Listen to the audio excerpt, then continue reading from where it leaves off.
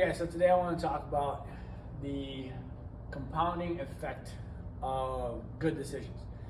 So the theme of this video is to explain how by changing one habit at a time, you can be actually slowing down the progress of how much you improve, opposed to working on a few habits at a time. So this is kind of counterintuitive to a lot of things we talk about, right? Be really good at one thing before you can move on to the next step of it, or finish a job before you start another job. Don't multitask type of thing. But I wanted to explain how good decisions, i.e. habits that you have, healthy habits, lifestyle habits, actually have a compounding effect on the other decisions that you do that are positive. So in this graph, I don't think you can read in the video, but each block is a lifestyle category, right? A lifestyle component, a habit, and here is time if you are working on one at a time, if you're working on one habit at a time. And let's take sleep, for example. So if I sleep 8 hours, let's say this is when the habit becomes a healthy habit, right? Let's say I sleep at least 8 hours every day. And then you have this little block here. If I sleep 8 hours, but I also get 30, 40 an hour of sunlight, then the sleep block is actually bigger than if it was without sunlight. And we know this because sunlight sets your circadian rhythm. It controls a little bit the hormonal distribution of cortisol and melatonin, which are the biggest hormones in your circadian rhythm. So just getting 8 hours of sleep is not as good as if you got 8 hours of sleep and got an hour of sunlight throughout the day. So that's why the sleep bar is actually bigger, even though, let's say these are the same, sleep 8 hours. Now, if I add the good habit, the good decision of getting 30, 45, an hour of movement, structured movement throughout my day, or even unstructured movement throughout my day, then maybe I get more sunlight, because if I do that outside, right, or if I drive to the gym, or if I bike to the gym and I get some sunlight in the process of going from one place to the other, or if I take my cool down and I walk outside, let's say for whatever reason we get more sunlight with the movement, right? So now that I added movement, my sunlight is a little bit bigger. And my sleep is also bigger, also better, because we know that exercise promotes a better sleep. Now let's say that on top of that, I add good nutrition. So my sleep is even better. Sunlight maybe won't change much.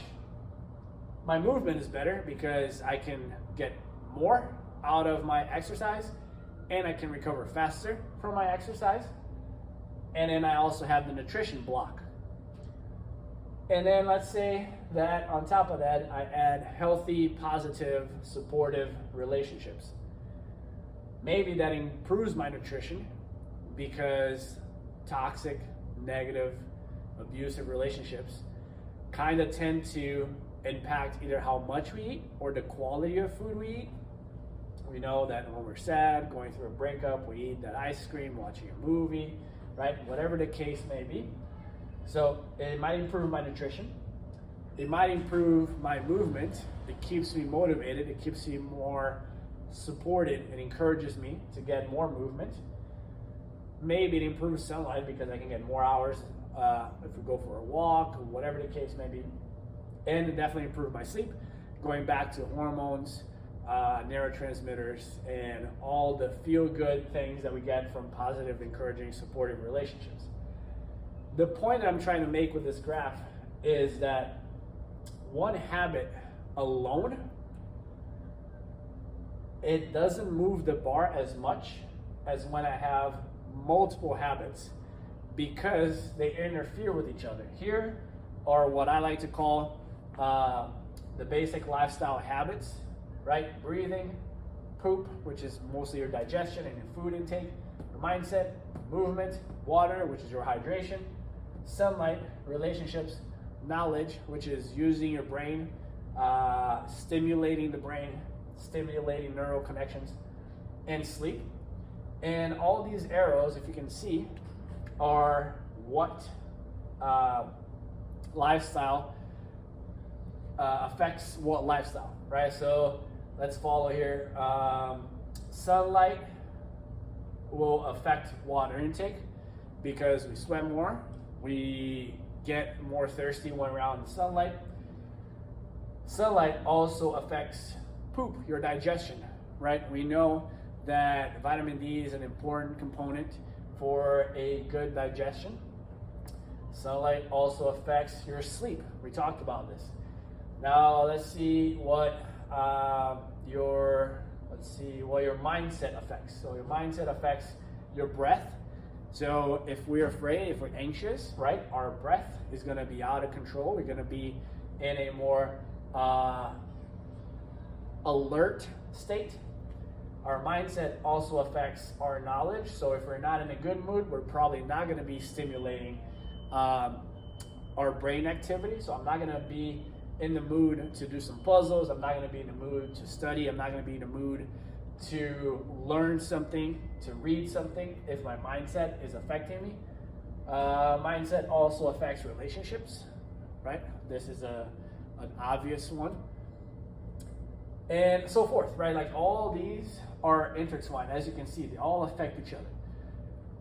So it's important that when we choose to change a habit, to improve on a habit, to create a habit, that we also have supporting habits on top of that.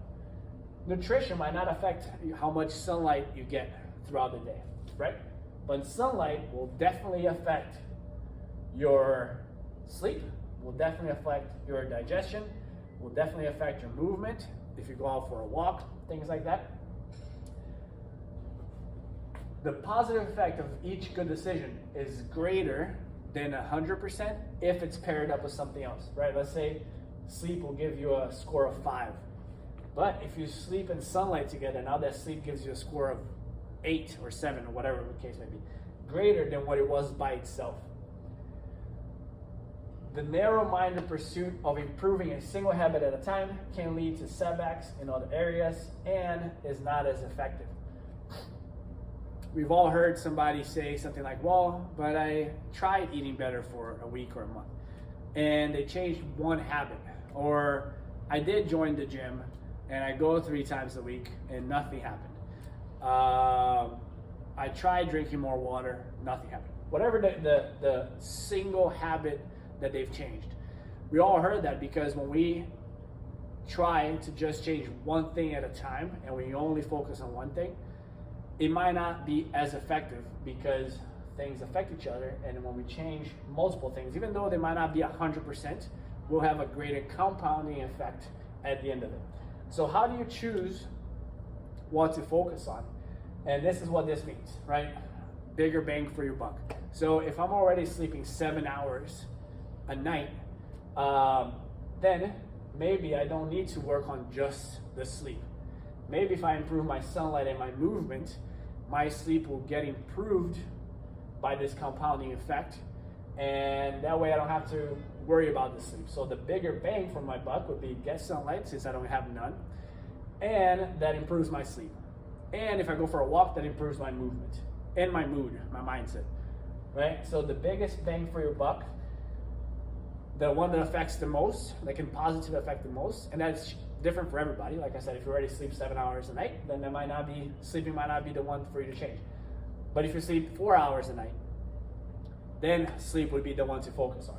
And then you go down the list once you made that good decision and created that good habit on one of these habits or categories. And then you go down the list until we have this nice big tower of good decisions that will hopefully affect the entirety of your life, including movement, your career, your personal life. And that's the goal, to do the things here that will eventually improve the life outside the gym. So if you have any questions, just let me know.